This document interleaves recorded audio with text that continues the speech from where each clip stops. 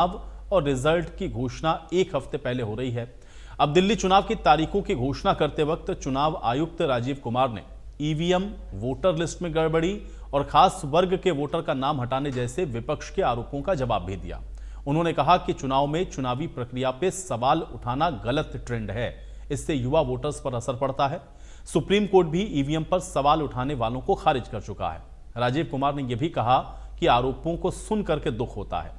दिल्ली चुनाव को लेकर के अब बीजेपी ने जहां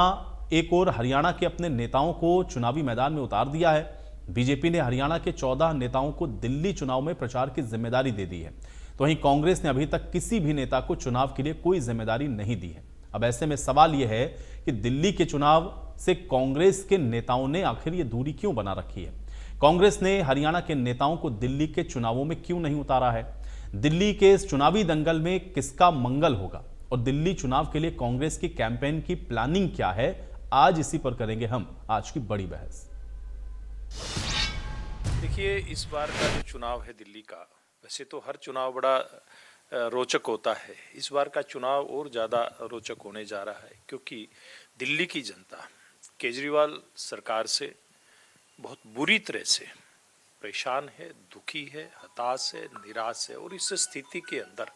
दिल्ली की जनता चाहती है कि बदलाव हो और नरेंद्र मोदी जी के नेतृत्व में जिस प्रकार से देश में डेवलपमेंट का काम हुआ है, जिस प्रकार से देश के अंदर जन कल्याण के काम हुए हैं, गरीब लोगों को बहुत सारी सुख सुविधाओं का इसमें मिलने का हम लोग देख रहे हैं कि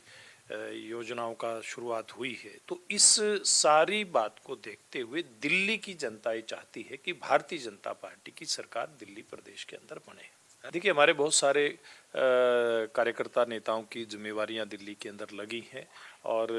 जब चुनाव जैसे आज लगता है कि चुनाव घोषित हो जाएगा, इसके बाद और भी कार्यकर्ताओं की अगर जरूरत पड़ेगी तो दिल्ली के अंदर उनकी जिम्मेवारियां लगेंगी। देखिए, दिल्ली के अंदर निश्चित तौर पर भारतीय जनता पार्टी सरकार बनाने जा रही है। जो माहौल आज दिल्ली प्रदेश के अंदर है, जिस चीज़ को लेकर के आम आदमी पार्टी की सरकार बनी थी, जिस कांग्रेस के खिलाफ करप्शन की बात कह करके और उन्होंने वो सत्ता के अंदर आए थे, एक तरीके से दिल्ली के लोग अपने आप को ठगा से महसूस कर रहे हैं क्योंकि जिस कांग्रेस के खिलाफ वो माहौल बना करके करप्शन की बात करके आए थे, आज आम आदमी पार्टी के जो नेता हैं वो स्वयं करप्शन के आरोपों के अंदर घिरे हुए हैं, जेलों के अंदर जा चुके हैं। और जो जिस कांग्रेस के खिलाफ आए थे उसी कांग्रेस से उन्होंने लोकसभा के अंदर हाथ मिलाने का काम किया और अब उनके अंदर क्योंकि फूट पड़ गई आपस के अंदर, अब वो अलग अलग भी हो गए हैं। तो निश्चित तौर पर हम कह सकते हैं कि आज जो हालात दिल्ली के हैं, जब हम दिल्ली हरियाणा की तरफ से एंट्री करते हैं, इतना बुरी हालत वहाँ पे है। चाहे आप कहीं भी देख लें, एमसीडी की देख लें, हर हालत में सफाई व्यवस्था की देख लें, तो उसको लेकर के आज दिल्ली के मैं समझता हूँ कि जागरूक मतदाता है और वो दिल्ली के अंदर भी डबल इंजन की सरकार बनाएंगे जिससे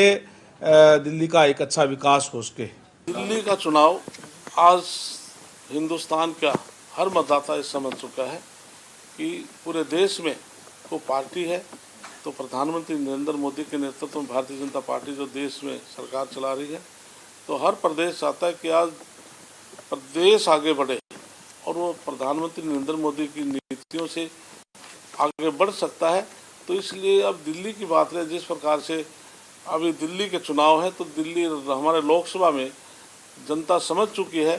कि केंद्र में जो सरकार हो तो प्रदेश में वही सरकार बनेगी, तो केंद्र से अच्छे पैकेज भी आएंगे, काम भी होंगे।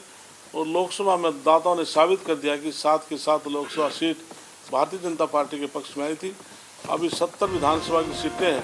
70 में से 50 सीटें भारतीय जनता पार्टी अवश्य लेगी और पूर्ण बहुत से विषय है। लगातार दिल्ली का चुनाव भी है, भारतीय जनता पार्टी का संगठन पर्व भी चल रहा है और संविधान गौरव अभियान भी हमारा चल रहा है। तो सभी प्रकार के कार्यक्रम चल रहे हैं और सभी में हमारे कार्यकर्ता बड़ी शिद्दत से भागीदारी कर रहे हैं। लोकपुरी विधानसभा जो नोएडा के बिल्कुल बगल में है, मुझे उस विधानसभा की जिम्मेवारी दी गई है और अवश्य ही हम दिल्ली विजयी करके फतेह करके नरवाना वापस आएंगे। भारतीय जनता पार्टी पूर्ण बहुमत से सरकार बनाएगी और जो झूठे वादे इन्होंने पंजाब में किए, दिल्ली में किए, उसको लोगों में उजागर हो गए और पूरे मैं विश्वास के साथ कह सकता हूं कि इस बार दिल्ली की जनता अब